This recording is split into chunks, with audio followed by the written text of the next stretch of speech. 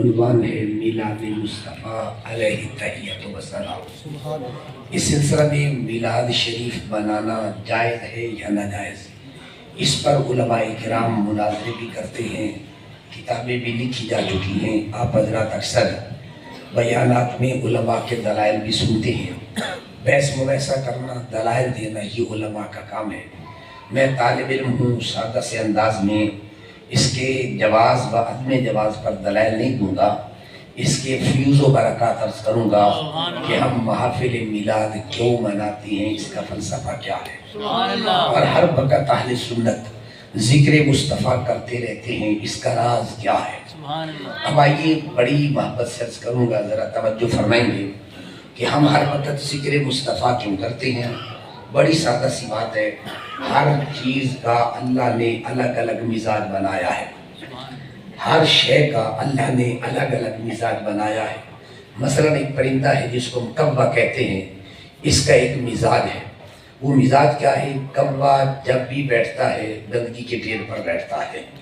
ایک پرندہ ہے جسے بلبل کہتے ہیں، اس کا مزاج یہ ہے، یہ جب بھی بیٹھتی ہے پھول کی پتی پر بیٹھتی ہے۔ اب اس سلسلہ میں جتنے بزرگ بیٹھے ہیں، کوئی ایک بندہ مجھے بتا دے ہو کوا اور بیٹھ جائے پھول کی پتی پر، ایسا نہیں ہو سکتا۔ ہو بلبل اور بیٹھ جائے گندگی کے ڈھیر پر، ایسا نہیں ہو سکتا۔ تو پھر مجھے کہنے دو، اللہ نے کبے کا مزاج ہی ایسا بنایا ہے، وہ جب بھی بیٹھتا ہے گندگی کے ڈھیر پر بیٹھتا ہے، اور بلبل کا مزاج ہی ایسا بنایا ہے، وہ جب بھی بیٹھتی ہے پھول کی پتی پر بیٹھتی ہے۔ اللہ نے سنی کا مزاج ہی ایسا بنایا ہے، یہ جب بھی بات کرتا ہے تو ذکر مصطفیٰ کی کرتا ہے۔ اب اگر کوئی آدمی یہ سوال کرے کہ کبا گندگی کے ڈھیر پر کیوں بیٹھتا ہے، تو یہ سوال ہی فضول ہے۔ اگر کوئی آدمی یہ سوال کرے بلبل پھول کی پتی پہ کیوں بیٹھتی ہے، یہ سوال ہی فضول ہے۔ کوئی آدمی سوال کرے غلام مصطفیٰ ذکر مصطفیٰ کیوں کرتا ہے، یہ سوال ہی فضول ہے۔ اس لیے محبوب کا ذکر کرنے کے لیے سوال کی ضرورت نہیں ہے۔ یا اگر اس کو ایک اور انداز میں عرض کروں تو پھر میں یوں کہا کرتا ہوں، آپ نے دیکھا ہوگا دو قسم کے موسم ہوتے ہیں، ایک ہوتی ہے موسم بہار اور ایک ہوتی ہے موسم خزاں۔ آپ نے دیکھا ہوگا جب موسم خزاں آتی ہے، درختوں سے پتے جھڑ جاتے ہیں، پھول جھڑ جاتے ہیں، سادہ لکڑیاں ٹہنی موجود ہوتی ہیں۔ جب موسم بہار آنے لگتی ہے پھر کیا ہوتا ہے، درختوں کے اوپر پھول بھی کھلتے ہیں، پتے بھی آ جاتے ہیں، درختوں کے چہرے خوشنما ہوتے ہیں۔ اب آپ نے کبھی غور کیا کہ کیا کبھی کوئی آدمی یہ اعلان کرے اور درختوں کو بتائے کہ موسم بہار آنے والی ہے، تم بھی ذرا تیاری کر لو؟ کبھی پینا فلکس بنا دے کہ تم تیاری کر لو کہ موسم بہار آنے والی ہے؟ بھئی نہ اعلان کرنے کی ضرورت ہوتی ہے، نہ پینا فلکس بنانے کی ضرورت ہے۔ جیسے ہی موسم بہار آتی ہے درختوں کو خود پتہ چل جاتا ہے، ادھر سے موسم بہار آتی ہے، ادھر درختوں کے چہرے پہ مسکراہٹ آ جاتی ہے۔ تو پھر مجھے کہنے دو، ادھر ربیع الاول کا مہینہ آتا ہے، ادھر مومن کے چہرے پہ بھی بہار آ ہی جایا گا۔ اس لیے عرض کر رہا ہوں تاکہ ہر بندے کے ذہن میں یہ بات راسخ ہو جائے، مجھے کسی سے کوئی جھگڑا نہیں ہے، کوئی میلاد نہیں مناتا، میں اس کو کہنا بھی نہیں چاہتا کہ تو میلاد منا، اس لیے کہ تیرے نصیب میں اللہ نے میلاد رکھا ہی نہیں ہے۔ عزیزان گرامی، یہ نصیب کی بات ہوتی ہے، یہ محبت کی بات ہوتی ہے۔ میلاد کا تعلق دلائل سے نہیں ہے، میلاد کا تعلق محبت کے ساتھ ہوتا ہے، اور محبت دلائل نہیں مانگتی ہے، محبت دلائل نہیں مانگتی۔ مجھے ایک ملفوظ شریف یاد آ گئے، ہمارے استاد مکرم قبلہ حضور شیخ القرآن علیہ الرحمہ ایک مرتبہ آپ نے ایک بات ارشاد فرمائی، فریق مخالف کے معتبر مصنف گزرے ہیں علامہ شبیر احمد عثمانی صاحب، ان کے متعلق ایک ملفوظ سنایا۔ ان سے ایک بندے نے پوچھا کہ یہ بتاؤ الصلاۃ والسلام علیکہ یا رسول اللہ، یہ پڑھنا جائز ہے یا ناجائز؟ تو شبیر عثمانی صاحب نے کہا بھئی تیرے لیے پڑھنا جائز نہیں ہے۔ اس نے کہا حضرت میرے لیے جائز کیوں نہیں؟ تو اس نے کہا اگر تجھے محبت ہوتی تو پوچھتا ہی کیوں؟ اگر محبت ہوتی تو یہ سوال ہی کیوں کرتا؟ یار سرکار سے محبت ہو، سوال کرے کہ میلاد منانا جائز ہے، غلام رسول ہو، سوال ذکر رسول کرنا جائز ہے یا ناجائز؟ میرے ملت کے غیور نوجوانوں، میں تمہیں کہا کرتا ہوں اگر کوئی بحث کرے دلائل میں نہیں پڑھنا، اس لیے کہ ذکر مصطفیٰ دلائل کا محتاج ہی نہیں ہے، اس لیے کہ ذکر مصطفیٰ میں نہیں کرتا، ذکر مصطفیٰ آپ نہیں کرتے، ذکر مصطفیٰ کائنات کا ذرہ ذرہ کرتا ہے۔ نہیں تو میں مثال عرض کرنا چاہتا ہوں، ایک روایت آپ کے پیش نظر کرتا ہوں تاکہ پتہ چل جائے۔ مشکات کتاب المعجزات کے اندر یہ روایت موجود ہے، ہر چیز ذکر مصطفیٰ کس انداز سے کرتی ہے۔ حضرت سیدنا ابو ہریرہ رضی اللہ تعالیٰ عنہ اس حدیث کے راوی ہیں، آپ فرماتے ہیں ایک یہودی بکریاں چرا رہا تھا، ایک یہودی بکریاں چرا رہا تھا، ایک بیڑی آیا، اس نے کیا کیا، ایک بکری اٹھائی اور دوڑ کے چلا گیا، یہودی نے ڈنڈا اٹھایا، اس کے پیچھے دوڑ پڑا۔ اب جب بیڑیے نے دیکھا یہ آئے گا مجھے مارے گا بھی صحیح، بکری بھی چھڑا لے گا، اس نے بکری کو چھوڑا، جان بچانے کے لیے ایک ٹیلے پہ بیٹھ گیا، پہاڑی پہ بیٹھ گیا، یہودی کو مخاطب کر کے کہتا ہے اے یہودی، اللہ نے مجھے رزق دیا تو نے چھین لیا۔ اب یہودی بڑا حیران ہوتا ہے، کہتا ہے بیڑیا یہ تو میں بعد میں بتاتا ہوں، پہلے تجھے بتا بولنے کا سلیقہ کیسے آ گیا؟ آج تک میں نے جانوروں کو کلام کرتے نہیں دیکھا، آج تک میں نے جانوروں کو بولتے نہیں دیکھا، تو کیسے کلام کرتا ہے؟ بیڑی نے کہا سن لے، یہ میرا کمال نہیں ہے، آمنہ کا لال آ گیا ہے، یہ میرا کمال نہیں ہے، کائنات کا سردار آ گیا ہے، ان کے آنے کی برکت سے اللہ نے مجھے بولنے کی توفیق عطا کی ہے۔ میں نے کہا نہیں نہیں، اس کی تعبیر میں یوں کرتا ہوں، اللہ نے فرمایا ہوگا اے بھیڑیے آج تجھے بھی میں زبان دیتا ہوں، ابھی تک میرا محبوب آیا ہے تو غلام آ کے کلمہ پڑھ کے میلاد کریں گے، میں تجھے کہتا ہوں میرے محبوب کے آنے پر تو بھی ذکر مصطفیٰ کر لینا۔ عزیزان گرامی، اب اس بیڑیے نے ذکر مصطفیٰ کیا۔ یہاں بڑے شیخ الحدیث علماء جگہ تشریف فرمائے، ان سے پوچھئے اس بیڑیے نے کون سی رات پڑھی تھی، اس بیڑیے نے کون سا عقیدہ بیان کیا تھا، اس بیڑیے نے کون سا جملہ کہا تھا؟ بیڑیے نے کہا سن لے، اس پیارے پیغمبر کی نشانی یہ ہے، اس پیارے پیغمبر کی علامت یہ ہے، بما مضا وما ہوا قائم، جو ہو چکا ہے نبی وہ بھی جانتا ہے، جو قیامت تک ہونے والا ہے نبی وہ بھی جانتا ہے۔ جنگل کے بیڑیے نے کہا، چار ٹانگوں والا نے کہا، دو ٹانگوں والا تو اشکال پیش کرتا ہے، دو ٹانگوں والا بیڑیا تو اعتراض کرتا ہے، نبی جانتا ہے کہ نہیں جانتا؟ یہ چار ٹانگوں والا تھا، جلدی سے بیان کر دیا کہ نبی کی نشانی یہ ہے جو ہو کی جب وہ بھی جانتا ہے، جو قیامت تک ہونے والا ہے وہ بھی جانتا ہے۔ اب یہ زبان جو ملی ہے، میں کہتا ہوں کوئی انسان اگر ذکر مصطفیٰ نہیں کرتا، اگر کوئی آدمی میلاد مصطفیٰ نہیں بناتا، اگر کوئی آدمی نعت مصطفیٰ نہیں پڑھتا، اللہ نے جانوروں کی ڈیوٹی لگا دی ہے، تم بھی ذکر مصطفیٰ کیا کرو، تم بھی میلاد مصطفیٰ کیا کرو، سنیو ناز کرو تم اپنے عقیدے پر۔ اللہ نے تمہیں وہ عقیدہ دیا ہے جس میں صبح سے لے کر شام تک، شام سے صبح تک ہر گھر میں میرے مصطفیٰ کا ذکر ہو رہا۔ اس لیے میلاد منانے کے لیے مجھے کسی سے دلائل طلب کرنے کی ضرورت نہیں ہے، میلاد منانے کے لیے مجھے قرآن و سنت سے استنباط کرنے کی ضرورت نہیں ہے۔ مومن کا ایمان کا تقاضا یہ ہے، دلائل بے شمار ہے، قرآن کے اندر بھی موجود ہیں، حدیث کے اندر بھی موجود ہیں، میں یہ نہیں کہتا کہ نہیں ہے، وہ دلائل علماء دیتے ہیں، لیکن آئیے عرض کرنا چاہوں گا میرے محبوب کی تشریف آوری پر خوشی کا اظہار اگر کوئی نہیں کرتا تو کم از کم مجھے کوئی اعتراض نہیں ہوتا، اگر آپ کو ہوگا تو مجھے اس پر بھی کوئی اعتراض نہیں، لیکن سمجھانے کے لیے مثال دیتا ہوں۔ ہمارے ایک رواج ہے، ہر بندہ جو ہے نا، کوئی بندہ دنیا کے اندر موجود ہے، اس کے لیے جتنے بھی لوگ ہیں وہ 3 حصوں میں تقسیم ہو جاتے ہیں۔ ہر بندے کا کوئی نہ کوئی دوست لازمی موجود ہوتا ہے اور کوئی نہ کوئی دشمن بھی ہوتا ہے۔ ایسے بڑے لوگ ہوتے ہیں جو دشمن بھی نہیں ہوتے، دوست بھی نہیں ہوتے، اجنبی لوگ ہیں، جانتے نہیں ہوتے۔ یہاں مجھے آنے سے پہلے پتہ ہے میں کسی کو جانتا تھا یا نہیں جانتا تھا، مجھے جانتے تھے نہیں جانتے، آنے کے بعد پتہ چلا۔ اب ذرا غور کریں، مثال دینا چاہتا ہوں، کسی کے گھر میں بیٹا پیدا ہو جائے، توجہ ہے مثال میں، کسی کے گھر میں بیٹا پیدا ہو جائے، اس کا کوئی نہ دوست بھی ہوگا، کوئی نہ کوئی دشمن بھی ہوگا، اجنبی لوگ بھی ہوں گے۔ اب ذرا بتائیے اگر کسی کے گھر میں بیٹا پیدا ہو جائے، دوست خوشی کرے گا کہ سڑے گا؟ اللہ نے آپ کو عقل بھی دیا ہے، شعور بھی دیا ہے، میرے کہنے پہ نہیں، عقل سے سوچ کے بتا دیجئے، اگر دوست کے گھر میں بیٹا پیدا ہو، دوست سڑے گا کہ خوشی کرے گا؟ دشمن کیا کرے گا؟ سڑتا رہے گا، جس کا کوئی تعلق نہیں، نہ خوشی کرے گا نہ غم کرے گا۔ اب میں کہتا ہوں اللہ نے آمینہ کے لال کا میلاد کیا، مصطفیٰ کو دنیا میں بھیجا، اب 3 طرح کے لوگ ہوں گے، دوست خوشی کریں گے، دوست کیا کریں گے؟ خوشی کریں گے۔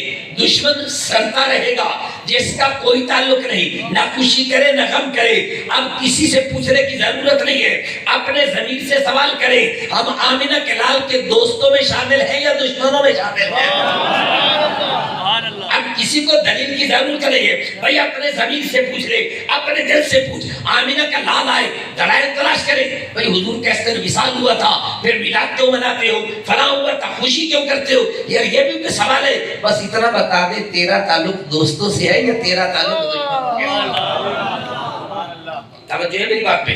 اس لیے میں کہتا ہوں آمینہ کے لال دنیا میں جلوہ گر ہوئے تو رب کائنات نے کائنات کے ذرے ذرے کو خوشی منانے کا حکم عطا فرمایا ہے۔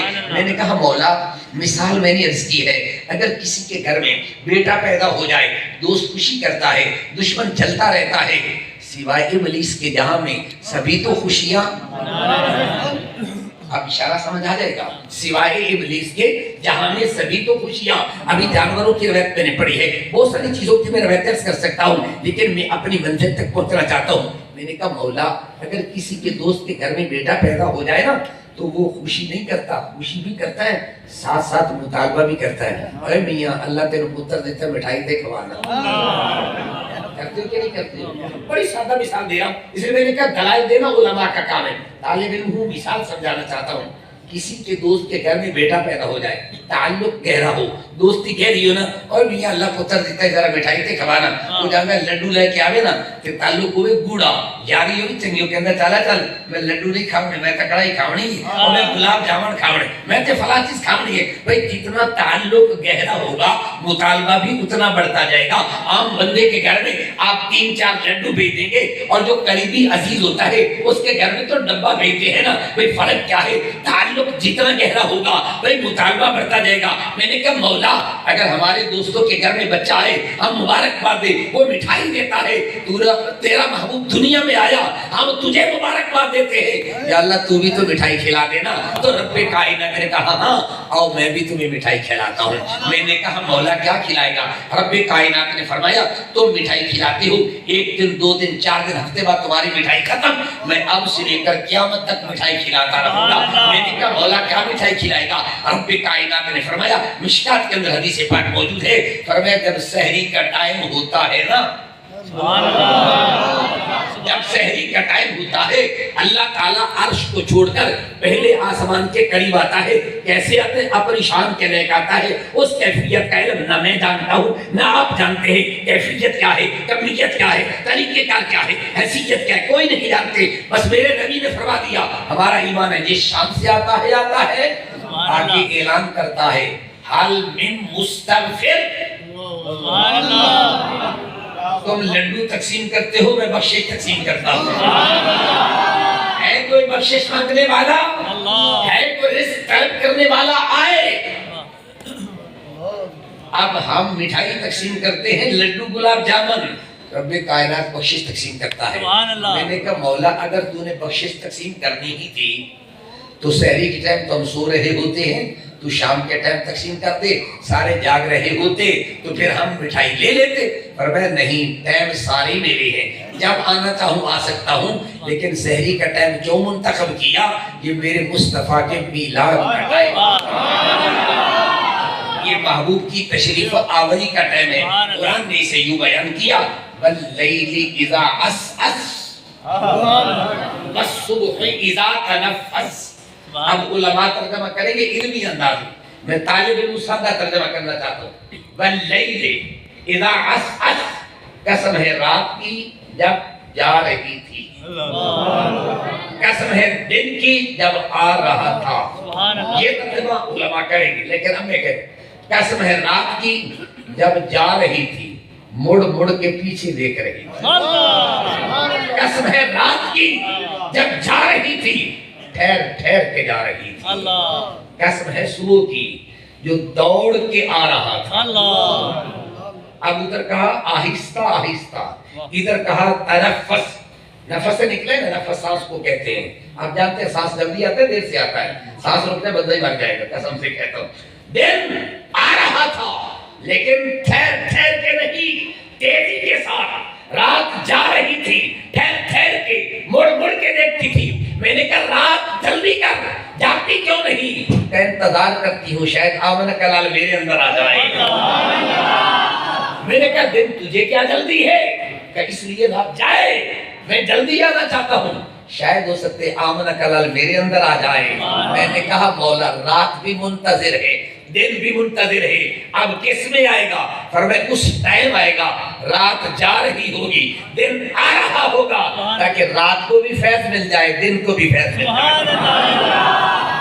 میں نے کہا مولا چلو دونوں کو فیض دینا ہی تھا، دونوں کو فیض عطا کرنا ہی تھا، تو پھر شام کے ٹائم بھی تو ہو سکتا تھا، دن جا رہا ہوتا رات آ رہی ہوتی، ایسے بھی تو ہو سکتا تھا۔ کہا نہیں، تم ذرا اور فکر کرو، سوچ بچار کرو، اگر شام کا ٹائم ہوتا، میرا نبی دنیا میں جلوہ گر ہوتا، دن جا رہا ہوتا، رات آ رہی ہوتی، لوگ کہتے روشنی چلی گئی، نور چلا گیا، اندھیرا آ گیا، میرا نبی صبح کے ٹائم آئے تاکہ پتہ چلے نبی کے آنے سے اندھیرا چلا گیا، نبی کے آنے سے اندھیرا چلا گیا، روشنی آ گئی، کیونکہ جب نور آئے پھر اندھیرا نہیں رہتا، روشنی ہی روشنی۔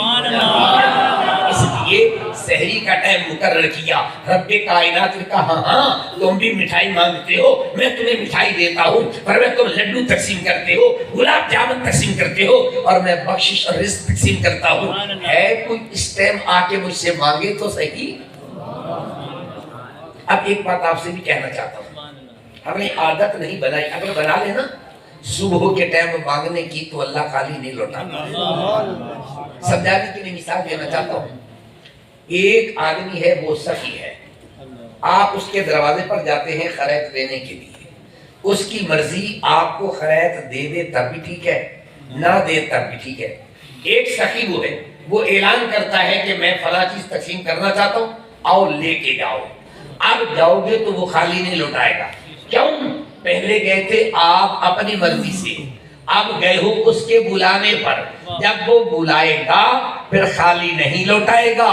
اپنی مرضی سے جاؤ تو وہ دے دے تب بھی ٹھیک ہے، نہ دے تب بھی ٹھیک ہے، آگے پیچھے اللہ سے مانگو، مالک ہے دے دے تب بھی ٹھیک ہے، نہ دے تب بھی ٹھیک ہے، لیکن جب میلاد کا ٹائم آتا ہے اب بلاتا ہے،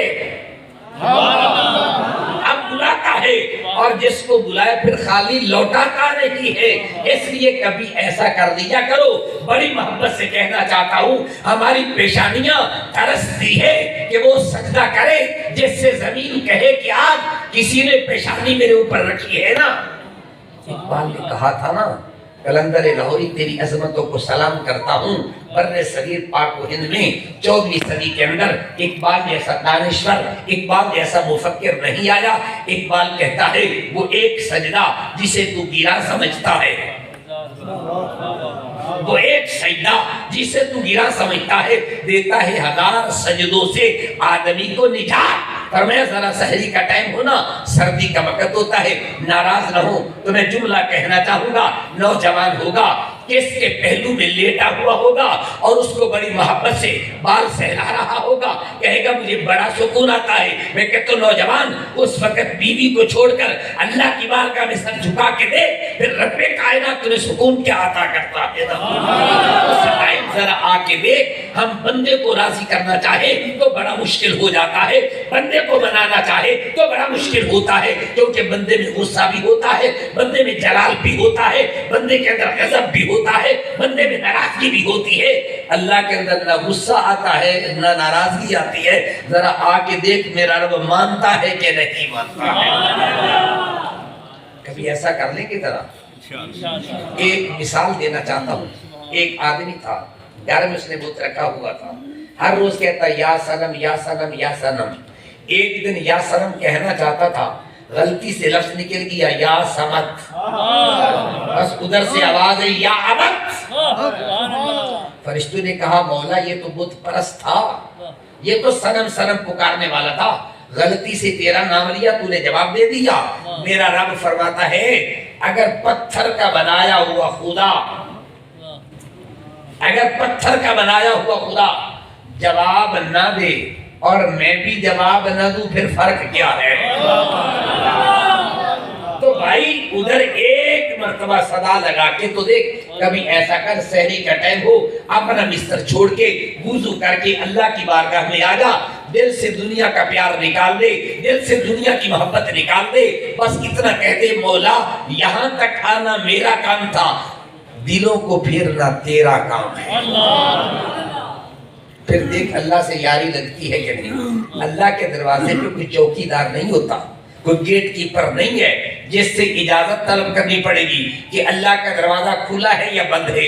اللہ کا دروازہ ہر وقت کھلا ہے، اللہ کا دروازہ ہر ایک کے لیے کھلا ہے، ہر وقت کھلا ہے، ہر ایک کے لیے کھلا ہے، وہاں کوئی گیٹ کیپر نہیں ہے۔ سارے کام چھوڑ کے ایک بار سر سجدے میں رکھ کے تو دیکھ، رب کائنات نے کہا سحری کا ٹائم ہوتا ہے، اب میں خود بلاتا ہوں، ذرا آ کے تو دیکھ۔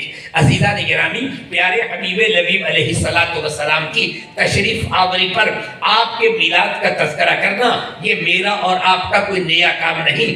آمینہ کے لال کے غلاموں نے یہ سب کچھ کر کے دکھایا تھا، نہیں تو حضرت عامر بن عقبہ کی وہ روایت پڑھے، جب گھر کے اندر اپنے بچوں کو بٹھا کر ذکر مصطفیٰ کر رہے تھے تو میرے نبی نے پوچھا کیا کر رہے ہو؟ کہا آقا اپنے بچوں کو بٹھا کر تمہاری نعتیں ہی تو سنا رہا تھا، اپنے بچوں کو بٹھا کر تمہارا ذکر ہی تو کر رہا تھا، اپنے بچوں کو بٹھا کر بددعا کے چہرے کے تذکرے کر رہا تھا۔ میرے ملت کے غیور نوجوان، اللہ چاہتا ہی ہے ہر وقت میرے مصطفیٰ کریم علیہ السلام کا ذکر ہوتا رہے۔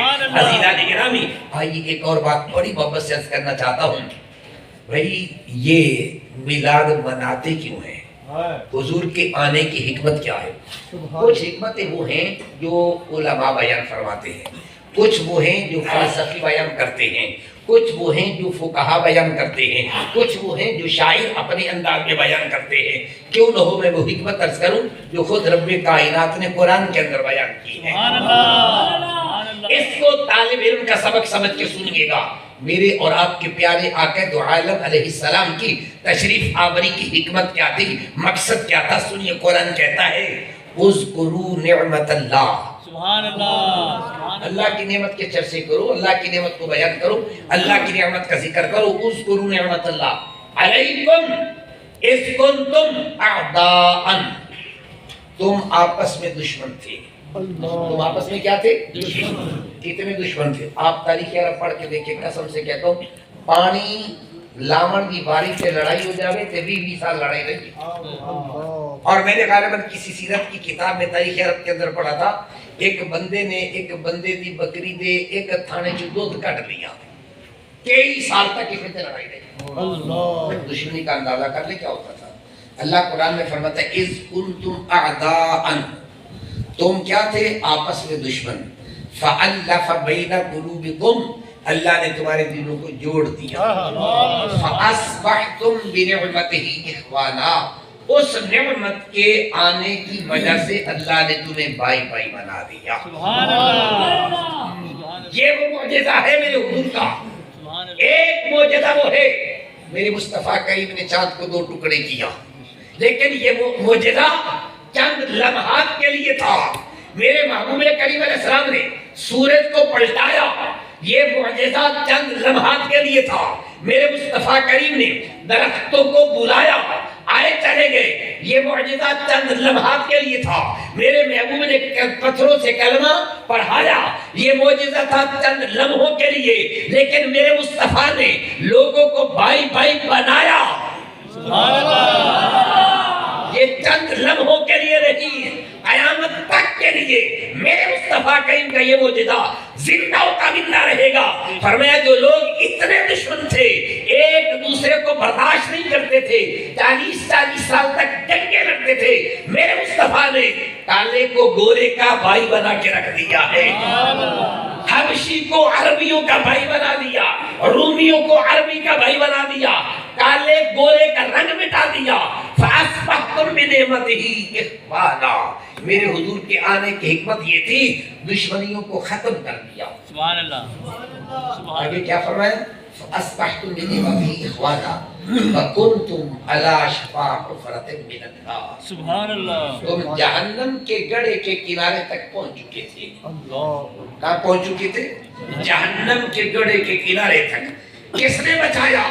حضور کے میلاد نے تمہیں بچایا. حضور کا میلاد نہ ہوتا جہنم کے گڑھے میں گر چکے تھے. جب حضور کا میلاد ہوا میرے محبوب نے تمہیں کھینچ کر تمہیں کیا کیا؟ جہنم سے نکال کے جنت تک پہنچا. سبحان اللہ. اب میرے حضور نے اس پہ کتنی محنت کی ہوگی. سبحان اللہ. اب اس بات کو ذرا اس انداز سے سمجھنے کی کوشش کریں. جب ہم ذکر مصطفیٰ کرتے ہیں، جہاں ہم میلاد مصطفیٰ بیان کرتے ہیں، حضور کی محنت، حضور کی مشقت، حضور کی تکالیف، حضور کو جو مصائب ہوئے ان کو بھی ذرا ذہن میں رکھیے تاکہ پتہ چلے میرے محبوب نے کتنی قربانی دی. دو لفظ اللہ نے محبوب کے لیے بولے ہیں. مجبوری میری یہ ہے کہ میرے پاس علم کا دامن بڑا تنگ ہے، الفاظ کا دامن بھی بڑا تنگ ہے، اور اردو زبان کے دامن میں بھی کوئی وسعت نہیں کہ اس کا ترجمہ سمجھا سکے. چونکہ جو لفظ اللہ نے اپنے محبوب کی شان کے لیے بیان کیا اس کا ترجمہ میں اور آپ کا ہی کیسے سکتا. لیکن سمجھانے کی کوشش کرتا ہوں، شاید ہو سکتا ہے بات سمجھا دوں. قرآن پاک نے دو جگہ پر یہ لفظ استعمال کیا. فرمایا لعلک باخع نفسک. اب علماء تشریف فرمائیں، قبلہ شیخ الحدیث بھی تشریف فرمائیں. باخع نکلا ہے بخن سے. کیا ترجمہ کروں؟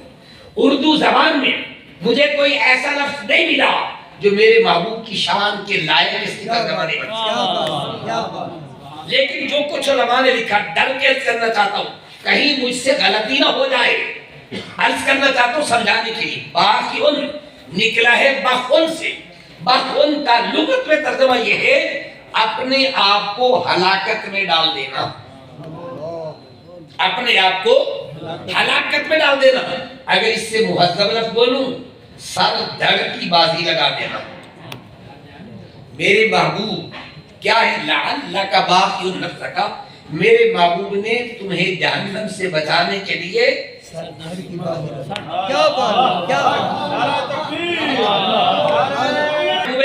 محبوب کریم علیہ السلام آپ نے اپنی جان کو، اپنی ذات کو، امت کو جہنم سے بچانے کے لیے سر دھڑ کی بازی لگا دی. نہیں مسئلہ سمجھ آئے گا تو میں مثال دینا چاہتا ہوں. کبھی آپ گھر میں یہ منظر دیکھیں، آپ کے گھر میں چولہے کے اندر آگ جل رہی ہو، اس سے ایک چھوٹا سا انگارہ چولہے سے باہر آ جائے اور چھوٹا سا ننھا منھا بچہ جو دوڑ نہیں سکتا اپنے گوڑے پہ رڑ رڑ کے ایسے ایسا جھک جھک کے جاتا ہے. بچہ سمجھتا ہے کہ یہ چمکنے والا موتی ہے. وہ اس کو اٹھانے کے لیے اس کے قریب جانے کی کوشش کرتا ہے. دور فاصلے پہ اس کی امی بیٹھی ہے. اب وہ دیکھ رہی ہے. میرے ننھے منھے بچے کو پتہ نہیں یہ آگ جلاتی ہے یا کہ موتی ہے. مثال پہ غور کرے مسئلہ سمجھا دوں گا. ننھا منھا بچہ جانتا نہیں یہ آگ ہے یا موتی ہے. وہ اس کو چمکتی چیز سمجھ کے اٹھانے کے لیے کوشش کرتا ہے قریب جانے کی. اب امی دور بیٹھی ہے. اب وہ بچانے کے لیے دوڑتی ہے. فاصلہ زیادہ ہے، بچہ آپ کے قریب ہے، وہ دوڑتی ہے. خدا نہ کرے دوڑے، پاؤں کو ٹھوک کر لگے، گر جائے، زخم ہو جائے تو وہ زخم کو نہیں دیکھے گی، دوڑ کے کھڑی ہو جائے گی کہ کہیں بچہ آگ تک پہنچ نہ جائے. اس نے اپنے درد کو نہیں دیکھا، اپنی تکلیف کو نہیں دیکھا، اپنے زخم کو نہیں دیکھا. دوڑ کے آئی، بچے کو اٹھایا، سینے سے لگا دیا.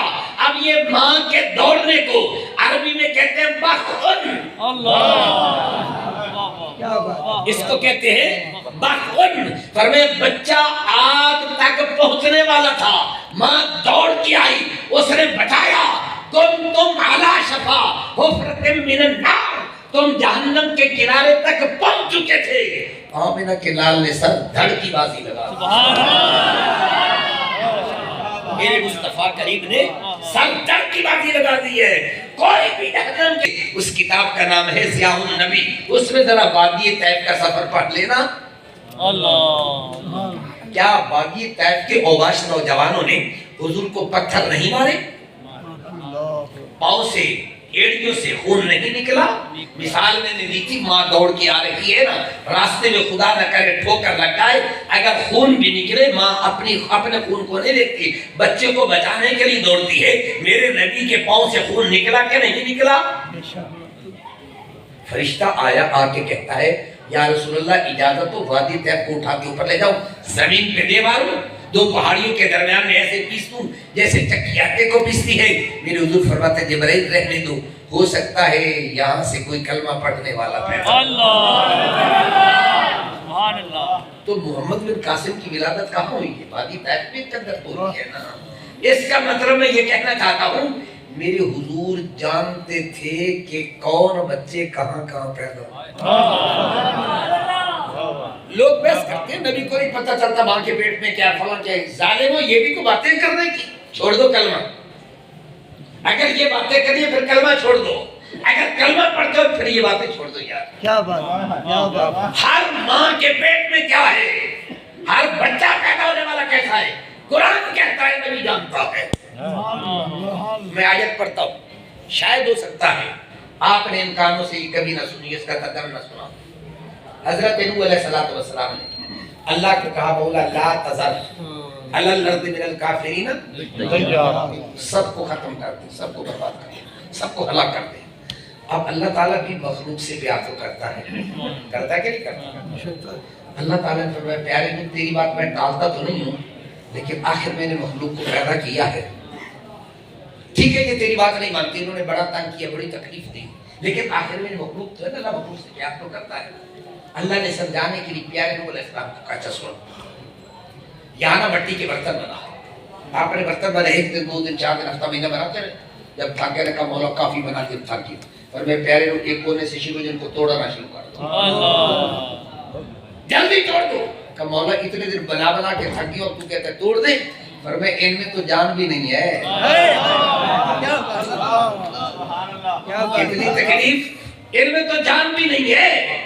ایسے تم نے کہہ دیا لا تذر علی الارض من الکافرین دیارا, آخر ان میں جان نہیں تو پیار کرتا ہے. اگر یہ نہیں بھی مانتے اگر میں نے جان تو ان میں ڈالی ہے کہ نہیں. اب پیارے پیغمبر کا جملہ سنیے, عرض کی مولا کیوں کہا ولا یلدو الا فاجرا کفارا. اب دنیا میں جتنی بھی مائیں موجود ہیں ان کے بطن سے پیدا ہونے والا کوئی بچہ مومن ہو ہی نہیں سکتا. ایک عورت کی بات نہیں کی ہے, 2 کی نہیں, ایک قبیلے کی نہیں کی ہے.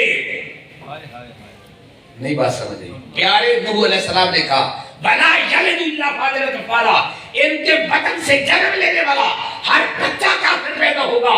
اس لیے میں یہ چاہتا ہوں یہ روئے زمین کافروں سے پاک ہو جائے. تو میں نے کہا نوح علیہ السلام ہر عورت کے بطن کو جانتے ہیں, یہاں سے کون پیدا ہوگا؟ بھئی امام الانبیاء تو تمام نبیوں کا سردار. سبحان اللہ. کی حکمت کیا ہے؟ وہ تمہیں جہنم سے بچانے کے لیے آیا ہے, آگ سے بچانے کے لیے آیا ہے. بھئی میرے نبی نے اتنے مسائل برداشت کیے, اتنی تکلیفیں برداشت کی ہیں, اور ہم کتنے بھولے والے لوگ ہیں, کسی معاملے میں حضور کی بات مانتے نہیں ہیں. کبھی ہم نے سوچا غور و فکر کیا کہ پیارے محبوب کی بات نہ مانیں تو ہم کہاں جائیں گے؟ آج پاکستان میں ایک مسئلہ ہے, پتہ نہیں مجھے تو سمجھ نہیں آتا, نہ میں اقتصادیات کا ماہر ہوں نہ میں نے اکنامکس پڑھا ہے. اس وقت پاکستان معیشت کے معاملے میں سب سے زیادہ پریشان ہے. یہی ہے نا, مہنگائی بہت آ گئی ہے, اکنامک